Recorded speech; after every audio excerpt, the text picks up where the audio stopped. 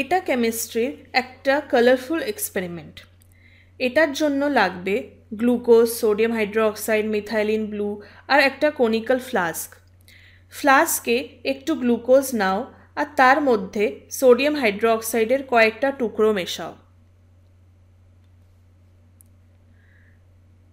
তারপর জল মেশাও আর এই সলিউশনকে একটু ঝাঁকাও।